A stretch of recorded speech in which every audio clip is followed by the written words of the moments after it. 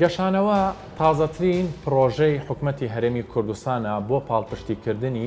کۆمپانیا بچووک و مامناوەندەکان یاخود ئەو گەنجانەی کە لارێمی کوردستان کارێکیان هەبووە لە ڕێگای پرۆژەی گەشانەوە دەتوانرێت فراوان بکرێت. لەم ڕێگایەوە حکوومەت دوو پەیامی هەیە. یەکەمیان ئەوەیە کە پێش بە کەتی تایبەت دەبەستێت بۆ ئەنجامدان و ڕایکردنی کارەکانیان و دووەمینیشیان هانی گەنجان دەدەن کە کارەکانی خۆیان گەورە بکەن و بتوانن هەلی کاری زیاتر بۆ گەنجان بڕەخسێنن. پێوەری شایستەبوون لە پرۆژەی گەشانەوە چییە؟ چۆن گەنجانی هەرێمی کوردستان بتوانن سوودمەند بن لەو پرۆژەیە؟ حکوومەتی هەرێمی کوردستان کام بانکەی دەستنیشان کردووە کە گەنجانی هەرێمی کوردستان بتوانن قەرزی لێوەربگرن. ئایا مەرجەکان بۆ گەنجان چین؟ ئایا دەتوانرێت لە ماوەیەکی کەمدا ئەو قەرزا بدرێت بە گەنجان یاخود تەنها لە سنوورێکی دیاریکراوە؟ مەبەستی من و هاوکارانمە لەم بەرنمەیەدا بە دوواداچوون بۆ پرۆژەی گەشانەوە بکەین و هەموو ڕێکارەکان بۆ ئێوە بخەینە ڕوو. پێشکەوتن و داهێنانی هەر وڵاتێک پەیوەستە بە گرنگیدان بە پرۆژەی بچووک و مامناوەندەکان بە تایبەتی ئەو پرۆژانەی گەنجان سەرپەرشتی دەکەن. لەم ڕێگایەوە وڵاتان ئاڕاستەی خۆیان گۆڕیوە بۆ زیاتر پاڵپشتیکردنی ئەو جۆرە پرۆژانە و هەر ئەمەش بۆتە هۆکار بۆ دروستبوونی زۆرترین هەلی کار لە وڵاتاندا. گەنجانی هەرێمی کوردستانیش ئەگەر بێت و پاڵپشتی بکرێن لە ڕێگای قەرزی بچووکەوە دەتوانن خۆیان بژێوی ژیانیان پەیدا بکەن و کارەکانیشیان فراوان بکەن. بەتەکیت ئەم قەرزە وا لە گەنج دەکا کە بیرروڕای جیاوازی هەبێەوە ئەم قەرز وەرگرتنە لەوانەیە ببێتە دەرفەتێک بۆ بزنسێکی باش بۆ ئەم گەنجە هەلی کار لەوانەیە بۆ گەنجانی تر زیاد بکە و تموعی زیاتر بۆ گەنجان دەدات کە ئەم قەرزە وەربژیرێ لە بەرەو پێشبردننی خۆی کە لەوانەیە ئێستا لەوانەیە فکرێکی جیاوازم هەبێ غێر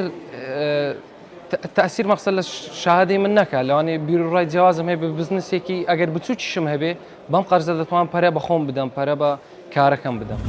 ji xalên herî giring ya kabînaneya hikûmeta Herêma Kurdistanê ew bûye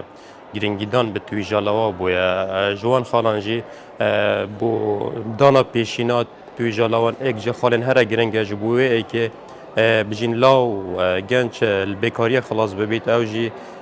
sedemekî gelekê giring e ji bo wê êkê genç law tolas piştbestinê bi xwe ve bigirêdet û dîsan jî bi wê rêka pêşîneya hikûmeta Herêma Kurdistanê bijîn karekê bi xwe ferahem biket û di wî biyavî kar biket û li bêkariya rizgar bibît. Helbete rengek gelek lawa bijîn bîrokên ciwan hebin ji bo projeyên biçûk û ji bo delîva karî hem bêta rexsandin hem jî li bêkariya rizgar bibît û dana pêşîneyê ji bar hikûmeta Herêma Kurdistanê ve derfeteke ji bo wê êkê tûjalewan bijîn projeyên biçûk xwe têda bibînin û karasaniyeke ji bo wê êkê bîrokên tûjalewan bigihne wê armanca bû hey û bîroke bû danayî.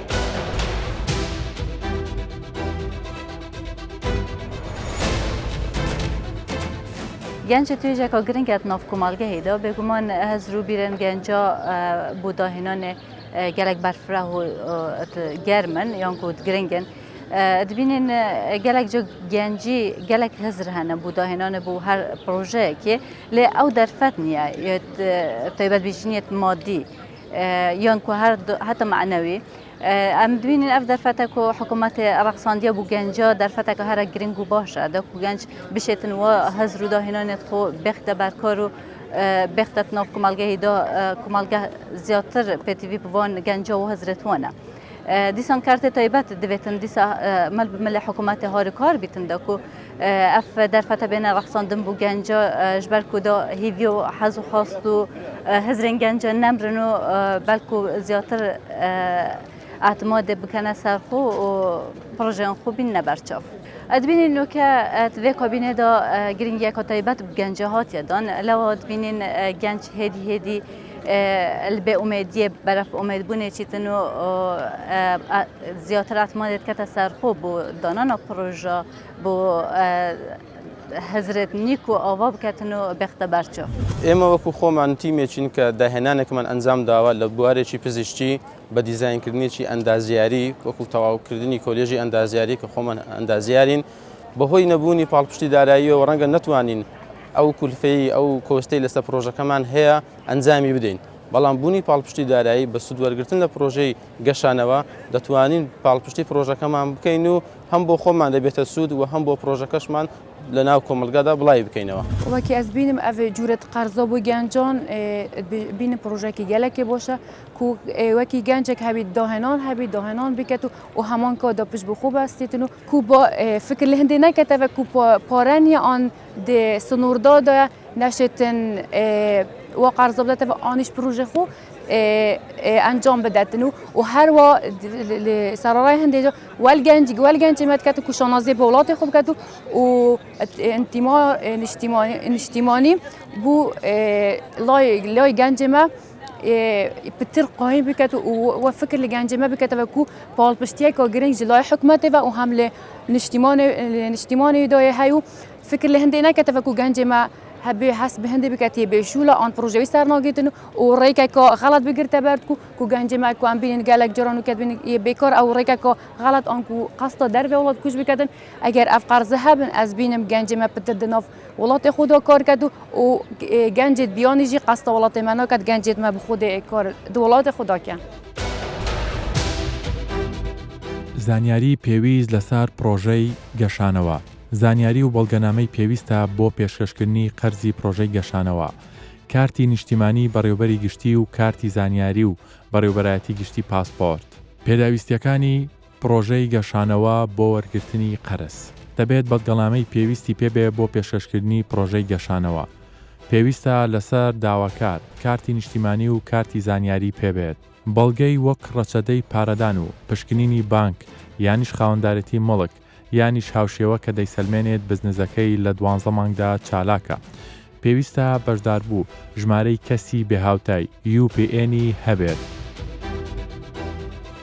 چەندین پرۆژەی جۆراوجۆر و لە نزیکەوە گوێگرتن بۆ داواکاریەکان و هاندان و پاڵپشتی و فراوانکردنی کارەکانیان و بەهەند وەرگرتنی بیرۆکەکانی گەنجان ئەمە لە کارە هەرە لە پێشینەکانی کابینەی نوێمی حکومەتی هەرێمی کوردستان بووە بە ئامانجی ئەوەی نەوەیەکی تەندروست بۆ ئایندەی کوردستان بەرهەم بهێنرێت.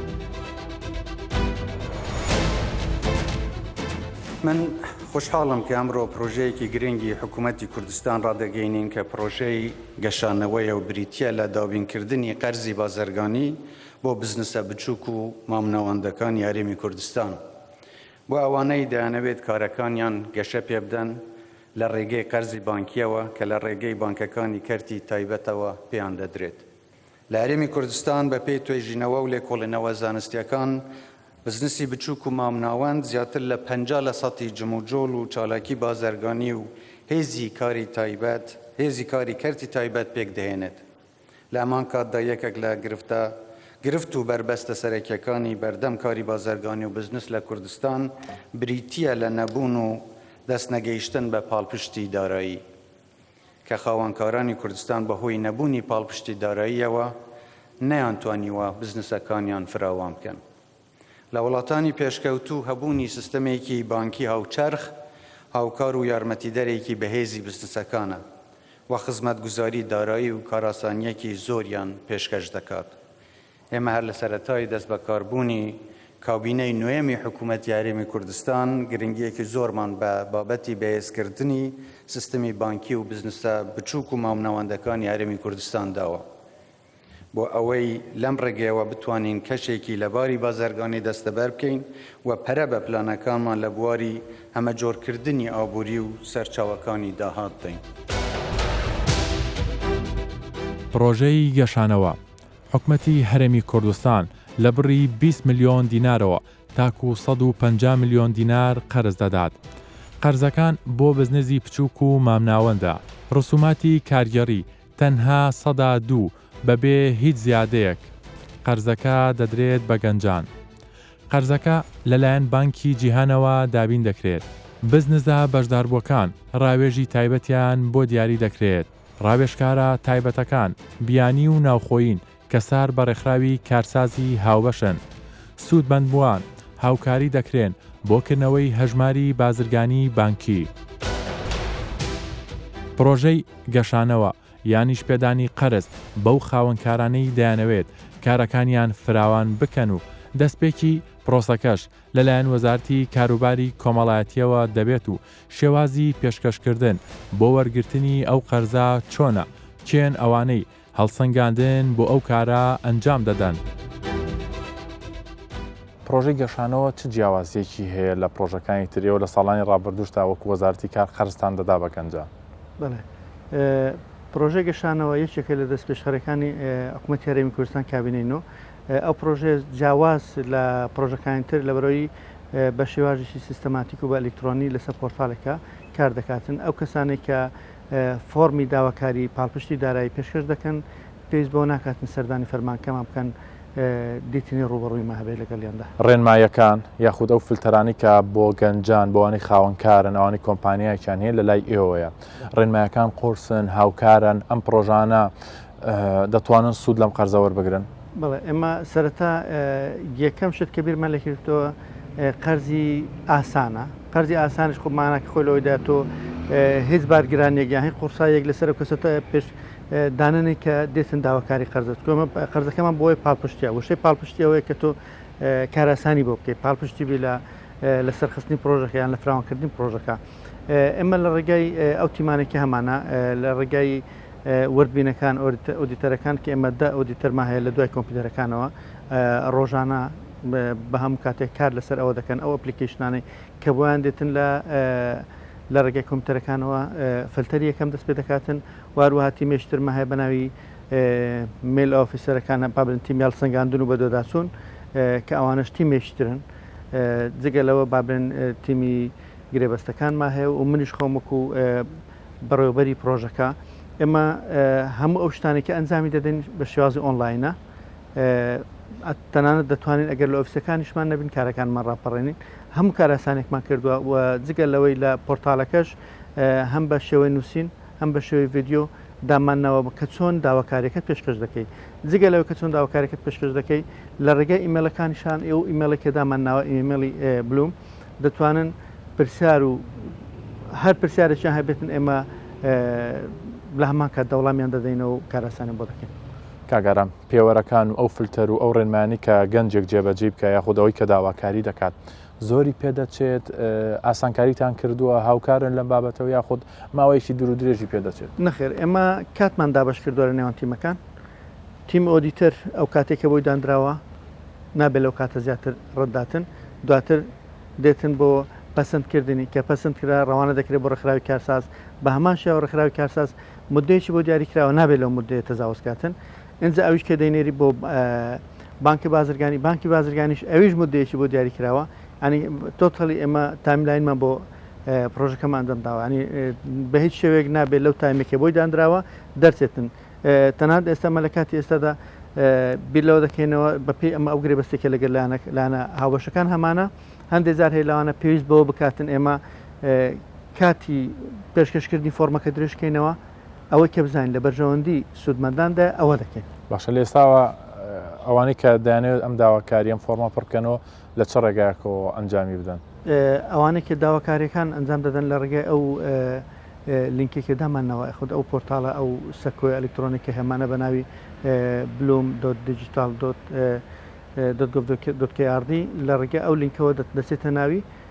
ئینجا داواکاری پێشکەش دەکاتن کە ئەویشتان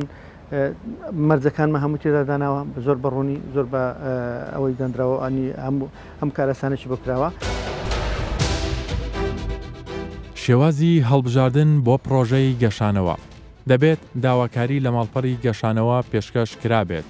هەڵسەنگاندنی شایستەیی بۆ دەکرێت وەزارەتی کاروباری کۆمەڵایەتی پشکنین بۆ شایستەبوونی بزنسەکە دەکات دواتر وەزارەتی کاروباری کۆمەڵایەتی پاڵاوتن بۆ بزنسە سەرکەوتوەکان ئەنجام دەدات. هەر لە سەرەتای کابینەی نوێمەوە هەوڵی ئەوە دراوە کەرتی تایبەت ڕۆڵی خۆی ببینێ و کاری هاوبەش لە نێوان حکومەت و کەرتی تایبەت ئەنجام بدرێت لە پرۆژەی گەشانەوە کۆمپانیای پەیوەندیدار بەو بابەتەوە کار و بیرۆکە یانیش هاوکاری و پاڵپشتی گەنجان دەکات و بەردەوام ڕێنماییان دەدان بۆ ئەوەی کارەکانیان فراوانتر بکەن. پرۆژەی گەشانەوە لە هەرێمی کوردستانە ڕاگەیەنراوە. کێن ئەوانەی کە سوودمەند دەبن لەم پرۆژەیە تەنها بۆ گەنجانە بۆ خاوەن کۆمپانیەکانە مەرجەکان چین؟ بەڕاستی وابزانام خۆتان ئاگادارن لە سەرەتای کابینەی نۆێمەوە حکوومەتی هەرێمی کوردستان کار لەوە دەکات بۆ گەشە پێدانی کەرتی تایبەت بۆ یارمەتیدانی کەرتی تایبەت بە هەمان کاتیش بۆ بلێن diversifying the economy یعنی چۆن اقتصادی هەرێمی کوردستان بەس پشت بەستن بە نەوت و گاز نەبیتن پشت بەستن بە کەرتی تایبەت بی پشت بەستن بە کشت و کاڵ بی پشت بەستن بە تەکنەلۆژیا بی اینجا کەرتی تایبەتیش لە هەرێمی کوردستان 160-70 احتیمالە زیاتریش زۆربەی بزنسی بچووک و مامناوەندە. پرۆژەی گەشانەوە پرۆژەیەکی استراتیژیە بۆ ئەوەی گەنجی هەرێمی کوردستان بتانی سوود لەوە وەرگری قەرز وەرگری بۆ گەشە پێدانی بزنسەکەیان. کاکمیران ئێستا ئەگەر گەنجێک ئێمە ببینێت ئەم پرسیارە دەکات پرۆژەیەکی هەیە یاخود کۆمپانیایەکی بچووکی دامەزراندووە چۆن لەگەڵ ئێوەیە کۆنتاکت بکات چۆن دەست پێ بکات چیتان هەیە پڕی بکاتەوە ئەو مەرجوداوەکاریانەی ئێوە و لایەنە پەیوەندیدارەکانی ترچین؟ دەستخۆش مەرجەکان زۆر ئاسانن بەڕاستی ئەمنیش ینی تەزجیعی ئەو بزنزانەی دەکەم حەز دەکەم زۆربەی خەڵک داوا بکاتن داوای قەرزەکە چکە ئەوە دەرفەتێکی کاتیە بۆ فەیزی یەکەمی پرۆژەی گەشانەوە ئەنجا سوود لەو دەرفەتەی وەرگرن هەر بزنسێک لە هەرێمی کوردستان مەرجەکان دەبی خاون بزنسەکە تەمەنی لە 21 ساڵ هەتا 6 ساڵ بی یعنی ئەوەش بلێن تەمەنێکی it's a wide range زۆر خەڵک دەتوانانی سوود لەوەی وەرگری دوو دەبی هاوڵاتی کوردستانی بی دانیشتوی کوردستان بی بزنسەکەش لە هەرێمی کوردستان بی ئەوە بلین خاڵە گرنگەکەیە هەتا بتوانانی لە فلتەر یەکەمەوە بڕوە طبعاً ئێمە 3-4 فلتەرمان هەیە ئستا بەحسی دەکەم لە مەرجەکانیش دەبی خاون بزنسەکە یان بزنسەکە بە خۆی ژمارەی کەسی بێ هاوتای هەبی UPN پێڵێن لەگەر ژمارەی بازرگانی بێ هاوتا UN مەرجە هەمویان یەک بڕەپارە وەربگرنەوە تا 50 ملیۆن یا 100 ملیۆن وەرگن یا بە پێی گەورەی و بچۆکی پرۆژەکە یا بەپی داواکاریە و ئایا مەسەرەن ئەگەر پرۆژەیە کۆمپانیایەکی بچوو سوودمەند بێ لەوە دەتوانێت ئەو پارەیە مەسەرەن بۆ کری کارمەندەکان تەرخانکە بۆ کری موچەی ساڵانەی شەریکات و کۆمپانیەکەی تەرخانکات؟ پرسیارێکی زۆر چاکە طبعاً خەڵک دەتوانی تەقدیم کە بزنس دەتوانی تەقدیم کە شەرت نییە داوای 150 ملیۆن بکاتن 150 ملیۆن دینار وەربگری خاڵێکی زۆر گرنگ هەیە ئێمە نامانەوێ ئەو قەرزە ببتە بارگرانیەک بۆ ئەو بزنزانە میسالێک دەدەم مەسەرم بزنسێک داهاتی 50 ملیۆن بی 70 ملیۆن بی ساڵانە ئەتو داوای قەرزی 150 ملیۆنی بکەی ئەوە دەبتە بارگرانیەک پێت نادرێتەوە ئەو قەردە دەبتە کێشە نابتە یارمەتیەک بۆ بزنسەکەت اینجا ڕاستە خەڵک هەیە احتیمال لە 100 ملیۆن داوا بکە 150 ملیۆن داوا بکە ئێمە وەکو کۆمپانیای تۆپ ماونتن بە دوات داچوونمان هەیە خەڵک شارەزامان هەیە ڕاوێژکارمان هەیە دێن شوێنەکە تەمەشا دەکەن ڕسم دەگرن لە گەریان دادەنیشین لەگەر خاون بزنسەکان دادەنیشین 2 3 4 5 جار احتیمالە تەمەشا دەکەین بزانین ئایا چی کاریان کردیە چ کاریان نەکردیە چ بەرهەمیان هینایە چ بەرهەمیان نەهینایە چ توانایان هەیە بۆ گەشەپێدانی بزنسەکان و چۆن قەرزەکە شتێکەیە زۆر گرنگە پێی دەڵێن ئیمپاکت ئەو قەرزە چ تەسیرێکی هەیە لەسەر بزنسەکە بە مستەقبل ئەو زۆر مهمە چونکە ئێمە هەدەفەکەمان ئەوەیە هەدەفی حکوومەتی هەرێمی کوردستان لەگەر ئەو تۆپ ماونتنە بانکی جیهانە وەزارەتی کارە گەشەپێدانی بزنسەکەیە شتەکەی پێی دەڵێن سستینەبڵتی بزنسەکە دەبی بەردەوام بێ مستەقبل ئێمە نامانەوە قەرزەکە بدرێ بە بزنسێک ببتە بارگرانیەک و پێی نەدرێ قەرزەکە و دوای بزنسەکە فەشەل بێنێ یعنی مەسەرەن جەنابەت پرسیارێکت هەبوو وتت ئەو گەنجە مەسەرەن تەقدیم دەکات داوای بزنسەکە دەکاتن داوای قەرزەکە دەکاتن چەندە قەرزەکەی پێ بدرێ بە جۆری بزنسەکەی بە جۆری حەزمی بزنسەکەی بە هەمان کاتیش بۆچی بەکاری دەینی ئەو قەرزانە بەکار نادرێتن بۆ بلێن کرێ کارمەندان و یان کرێ شوێنەکە بدەیت چکە لۆ ئەوە سستەینەبڵ نییە مستەدام نییە. هەڵسەنگاندن بۆ پرۆژەی گەشانەوە ڕێکخراوی کارسازی هاوبەش باشترین 25 بزنسەکان هەڵدەبژێرێت. هەڵسەنگانی دارایی بۆ پرۆژەکان ئەنجام دەدرێت. بانکی هاوبەش هەڵسەنگانی دارایی بۆ بزنسەکە دەکات. پەسەندکردنی قەرزەکە خەرجکردنی قەرز لەلایەن بانکی هاوبەشەوە پشتگیری پێویستە لە بەڕێوەبەرایەتی کشتتوکاڵی.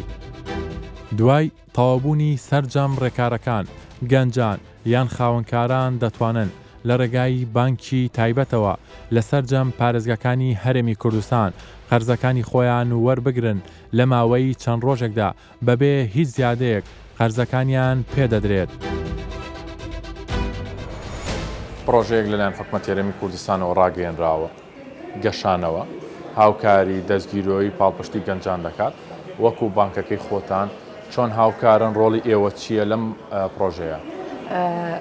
ئێمە وەکو بانقی جیهان هەموو کات هاوکاری پرۆژەکانی حکوومەت بووین. یەک لەو پرۆژانەش پرۆژەی گەشانەوەیە کە هاوکاری کۆمپانیاکان و هاوڵاتیان دەکات بۆ بەرەو پێشچوونیان بۆ گەشە پێکردنی کارەکەیان زیاتر. لەوانە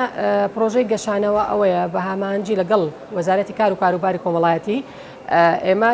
پێشکەشکاری خزمەتگوزاری دارایین لەو پرۆژەیە. ئێوە چۆن ئامادەکاریتان کردووە لەگەڵ وەزارەتەکانە وەزارەتی کاروباری کۆمەڵایەتی وەزارەتی داراییە خودی حکوومەتی هەرێمی کوردستان ئەوەی کە لەسەر شانی ئێوەیە مەسەلەن ئامادەیتان دەربڕیوە ئامادەن بۆ پێدانی و قەرزە؟ بەڵێ ئێمە وەکو بانقی جیهان ئامادەکاری خۆمان پیشاندەوە بۆ پێشکەشکردنی ئەم قەرزە دوای ئەوەی کە ئەپروڤەلی یەکەمی ئەو پرۆژەیە لەلایەن وەزارەتی کار و کاروبار کۆمەڵایەتی دەدرێت. اینجا وەکو بانقی جیهان جێبەجێکردنی پرۆژەکە لەلایەن ئێمەوەیە. هەر کەسێک پێشکەشی کرد بێت دوای ئەوەی کە لە ئەپلیکیشنەکە ئەپروڤەلی یەکەمی خۆی وەردەگرێت اینجا سەردانی بانک دەکات بۆ پێشکەشکردنی خزمەتگوزاریەک. باشە پێدانی ئەو قەرزانە بۆ هاوڵاتی جیاوازە وەک لەوەی کە کەسێک کۆمپانیای هەبەیە خۆت هەمویان وەکو یەکن؟ هەمویان وەکو یەکن. بڕی پارەکە لە 20 میلیۆن تاوەکو 150 میلیۆن دیناری عێراقیە. دواتر ماوەکەی 36 مانگە بۆ ئەو کەسانی کە دوای ئەوەی کە پرۆژەکە چێک دەکرێتەوە و بڵێن حەجمی پرۆژەکە بزانین چەندە اینجا بڕەپارەکە دیاری دەکرێت پێشکەش بە هاوڵاتیەکە یاخود کۆمپانیاکە دەکرێت. باشە خاتوسای ئەم قەرزە ئەم بودجەیە بە یەک جار پێیان دەدرێت یاخود بە پێی هینەکایە سلفە پێیان دەدرێت؟ نە بە یەک جار ئەو پرۆژەکەی چەندە حەجمی پرۆژەکەی چێک دەکرێتەوە تەماشا دەکرێت بە جۆرەی حەجمی پرۆژەکە مەسەڵەن پێویستی بە 50 میلیۆنە پێویستی بە 30 میلیۆنە دیاری دەکرێت و پێشکەشی دەکرێت لە ماوەی 36 مانگ ئەو بڕەپارەیە دەگەڕێنێتەوە بۆ بانک. ینی لە ڕووی بانکیەوە مەسەڵەن ئایا هیچ شتێکی خراوەتە سەر هاوکاری گەنجانتان کردووە جیاوازی هەیە لەگەڵ پێدانی قەرزێکی ترە؟ بەڵێ جیاوازی زۆرە ئەمە هیچ زیادەیەک ناخرێتە سەر ئەو بڕەپارەیە کە دەدرێت تەنیا ئەمولەیەکی ئیداری هەیە بە بڕی 100 تا چەند مەسەل ئەم پرۆژانە گرنگە بێن پاڵپشتیانە مەهاندنی گەنجانە بێت باشەکە مەسەن بانقەکان هاوکارن حکومەت هاوکارن و بە تایبەتی لە پرۆژێکی وەکو گەشانەوەیە حکومەت و کەرتی تایبەت دەتوانن هاوکاری گەنجان بکەن. بەڵێ تەبعاً زۆر سوپاسی حکومەتی هەرێمی کوردستان دەکەین بۆ ئەو بیرۆکانە ئێمەش وەکو بانک هەڵمان بۆ دەرەخسێت بۆ ئەوی هاوکاری ئەو جۆرە پرۆژانە بین. پرۆژەی گەشانەوە پرۆژەی هەژماری من پرۆژەی گەشانەوە پرۆژەیەکە هاوکاری کۆمپانیاکان دەدەن ئەوەی کە کۆمپانیاکەی هەیە بوونی هەیە بەڵام ناتوانێت بە پێشی بخات بەرەو پێشی بخات لە ڕێگای پرۆژەی گەشانەوە دەتوانێت کارەکەی خۆی گەورە بکات و یان پرۆژەکەی خۆی گەورەتر بکات و بە پێشی بخات زیاتر.